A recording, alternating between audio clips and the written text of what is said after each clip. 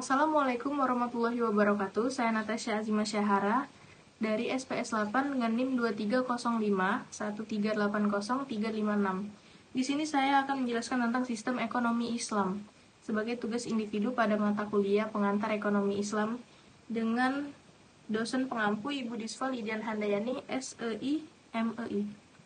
Sistem ekonomi Islam merupakan turunan dari Rules of Behavior yang dibentuk dengan paradigma creator-centered yang merupakan manifestasi dari perintah Allah Subhanahu wa Ta'ala kepada manusia melalui wahyu yang diturunkan melalui Nabi Muhammad SAW. Yang pertama ada masalah pokok ekonomi Islam. Ilmu ekonomi Islam dalam pandangan konvensional merupakan kajian tentang pemanfaatan sumber daya yang langka atau terbatas atau scarcity. Untuk memenuhi kebutuhan manusia yang tidak terbatas, pengertian ini memberikan implikasi bahwa kesenjangan antara ketersediaan jumlah sumber daya yang terbatas atau limited resources dengan kebutuhan manusia yang tidak terbatas atau unlimited needs. Selanjutnya ada faktor yang berkaitan dengan masalah pokok ekonomi. Yang pertama ada kelangkaan sumber daya alam. Kelangkaan merupakan akibat dari ketidakseimbangan atau kesenjangan antara ketersediaan faktor-faktor produksi yang terbatas dengan tingkat kebutuhan yang tidak terbatas. Selanjutnya ada kebutuhan yang tidak terbatas. Kebutuhan merupakan cerminan dari keperluan manusia akan hal-hal mendasar yang digunakan untuk melangsungkan kehidupan. Di dalam ekonomi konvensional, manusia digambarkan sebagai makhluk yang mempunyai keinginan yang tidak terbatas, sehingga tidak sesuai jumlah sumber daya yang tersedia. Ketiga, terbatasnya faktor-faktor produksi. Faktor-faktor produksi merupakan sesuatu yang telah ada atau disediakan oleh alam, atau diciptakan oleh manusia yang dapat digunakan untuk memproduksi barang dan jasa, seperti tanah dan sumber daya alam lainnya.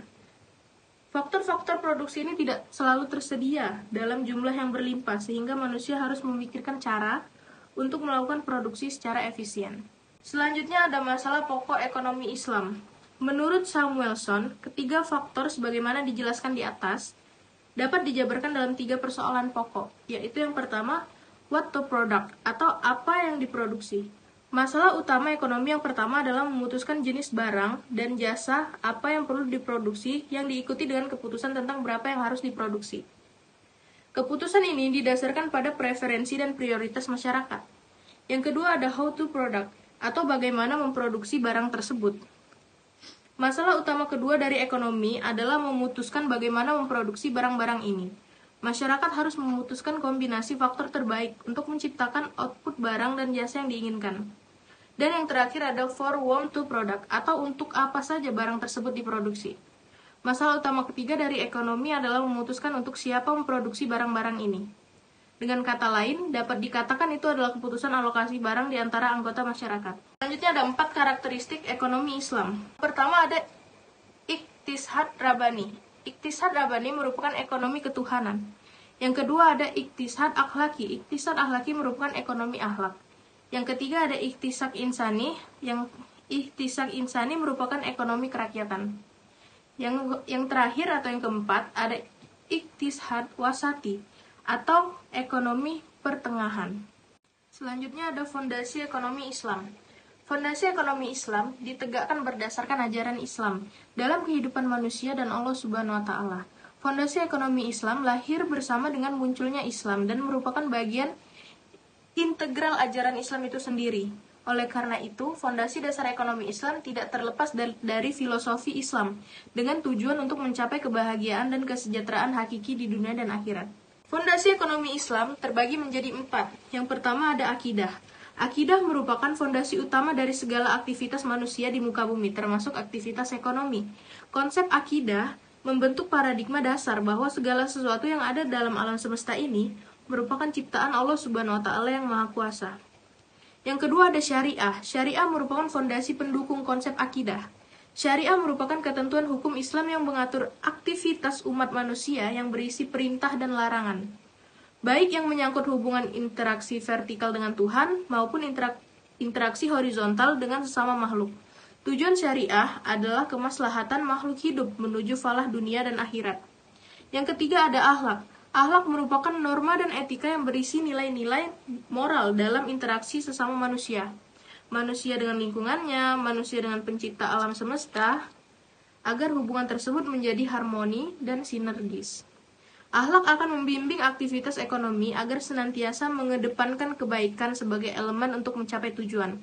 Dan yang terakhir ada ukhuwah, yang dimana merupakan fondasi pendukung berikutnya dalam segala aktivitas ekonomi. Ukhuwah atau kesetiakawanan adalah prinsip persaudaraan dalam menata interaksi sosial yang diarahkan pada harmonisasi kepentingan individu dengan tujuan kemanfaatan secara umum. Dengan semangat tolong-menolong, ukhuwah dalam aktivitas ekonomi dilakukan melalui proses ta'aruf atau saling mengenal, tafahum atau saling memahami, ta'awun atau saling menolong, takaful atau saling menjamin, dan tahaluf atau saling beraliansi. Selanjutnya ada pilar ekonomi Islam. Pilar ekonomi Islam berdiri di atas fondasi akidah, syariah, akhlak, dan ukhuwah yang berguna sebagai penyangga tujuan ekonomi. Pilar dapat digunakan sebagai alat ukur kokoh tidaknya bangunan ekonomi mulai dari level individu, instansi, maupun sistem. Pilar ekonomi Islam terbagi 3, yaitu pilar keadilan.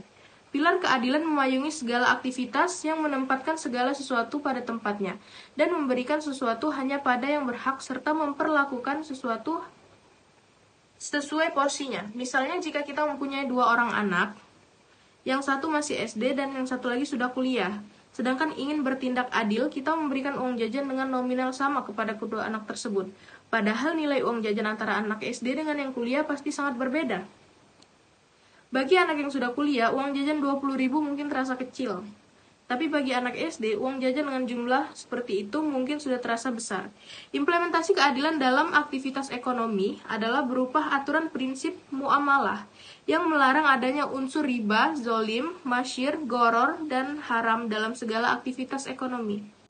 Yang kedua ada pilar keseimbangan, yang dimaksudkan sebagai penyeimbang antara aspek material dengan spiritual dalam segala aktivitas ekonomi.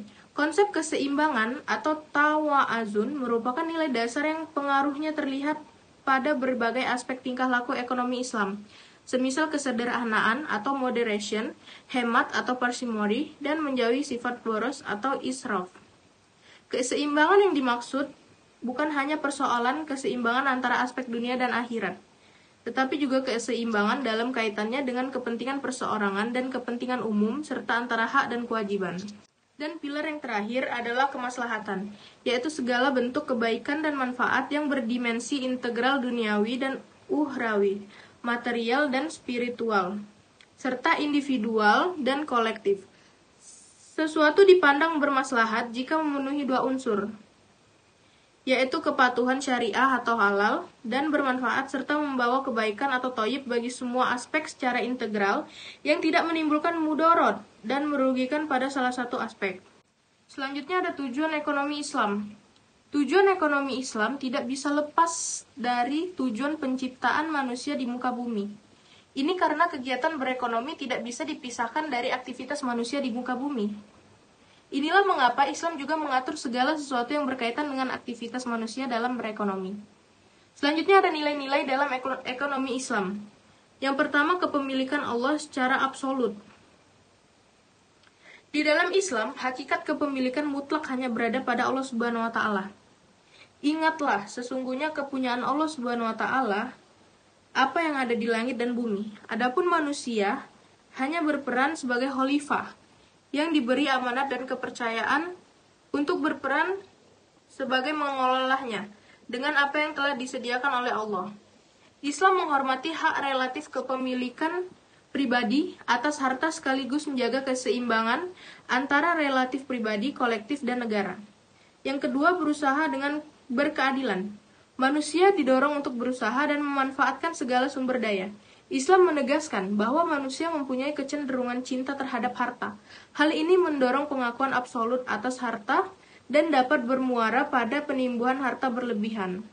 Oleh karena itu, kecenderungan manusia untuk menumpuk harta harus dikendalikan dan diarahkan untuk mendorong berkembangnya perniagaan dan partisipasi sosial. Partisipasi sosial dilakukan dengan menafkahkan sebagian harta untuk kepentingan bersama melalui infak, sedekah, dan wakaf. Yang ketiga ada kerjasama dalam kebaikan. Kegiatan ekonomi secara individu dan berjamaah, keduanya diperbolehkan. Namun yang lebih didorong dalam kegiatan ekonomi secara berjamaah yang dijalankan berdasarkan kerjasama dan semangat tolong-menolong dalam kebaikan, serta berkeadilan. Sementara itu, kompetisi dilakukan dalam bentuk yang positif, yaitu kompetisi dengan sangat berlomba-lomba dalam kebaikan. Dan yang terakhir ada pertumbuhan yang seimbang. Tujuan keberadaan manusia di dunia yaitu untuk memberikan manfaat sebanyak-banyaknya kepada alam semesta atau rahmatan lil alamin. Untuk mencapai tujuan tersebut, pertumbuhan ekonomi menjadi penting, yaitu pertumbuhan yang menjaga keseimbangan dan kelestarian alam. Dan yang terakhir, ada prinsip dasar ekonomi Islam. Prinsip yang dimaksudkan di sini adalah sebuah landasan yang berpijak di mana kerangka dan konsep ekonomi Islam dibangun di atas dasar tersebut. Prinsip-prinsip dasar ekonomi Islam merupakan implikasi dari nilai filosofis ekonomi Islam yang dijadikan sebagai konstruksi sosial dari pelaku ekonomi. Nilai-nilai filosofis yang terkandung dalam ekonomi Islam merupakan fondasi dari munculnya prinsip-prinsip ekonomi Islam yang menjadi acuan dalam seluruh aktivitas ekonomi Islam. Prinsip dasar ekonomi Islam terbagi menjadi 6 macam. Yang pertama ada pengendalian harta individu. Harta individu harus dikendalikan agar terus mengalir secara produktif. Prinsip dasar ini merupakan fungsi zakat yang tidak banyak dikemukakan secara eksplisit dalam pembahasan dan kajian lain. Namun demikian, prinsip ini merupakan fungsi ekonomi yang paling penting yang diemban oleh instrumen zakat. Yang kedua ada distribusi pendapatan yang inklusif. Dengan prinsip ini, distribusi kekayaan dan pendapatan dari masyarakat kaya kepada mustahik harus diwujudkan. Distribusi tersebut bertujuan untuk menjamin daya beli seluruh lapisan masyarakat dalam memenuhi konsumsi kebutuhan dasarnya. Yang ketiga ada bertransaksi produktif dan berbagi hasil. Ekonomi syariah menjunjung tinggi keadilan dan menekankan berbagai hasil dan resiko atau profit and risk sharing. Pelanggaran atas riba akan meniadakan penambahan atas modal yang dipasangkan di awal, sehingga pemilik modal turut menanggung resiko dari kegiatan usaha. Yang keempat ada transaksi keuangan terkait erat sektor real. Ekonomi syariah mensyaratkan bahwa setiap transaksi keuangan harus berdasarkan transaksi sektor real. Menurut prinsip dasar ini, transaksi keuangan hanya terjadi jika ada transaksi sektorial yang perlu difasilitasi oleh transaksi keuangan. Sektor keuangan ada untuk memfasilitasi sektorial, seperti ungkapan money follow the trade dan tidak sebaliknya. Penerapan prinsip dasar ini akan menghindari financial bubble yang kerap terjadi pada ekonomi konvensional. Yang kelima ada partisipasi sosial untuk kepentingan publik. Sesuai dengan nilai ekonomi Islam, yakni pencapaian tujuan sosial diupayakan secara maksimal dengan menafkahkan sebagian hartanya untuk kepentingan bersama.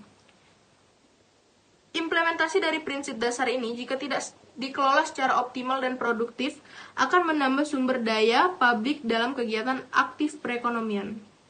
Dan yang terakhir, ada berinteraksi atas kerjasama dan keadilan. Sejalan dengan nilai-nilai ekonomi Islam yang menjunjung tinggi keadilan, kerjasama, dan keseimbangan, setiap transaksi muamalah, khususnya transaksi perdagangan dan pertukaran dalam perekonomian, harus mematuhi peraturan yang telah ditetapkan dalam syariat. Aturan yang lebih khusus dalam mengatur transaksi perdagangan telah ditetapkan langsung oleh Rasulullah SAW. Jadi itulah penjelasan saya pada materi ini. Saya ucapkan wassalamualaikum warahmatullahi wabarakatuh. Terima kasih.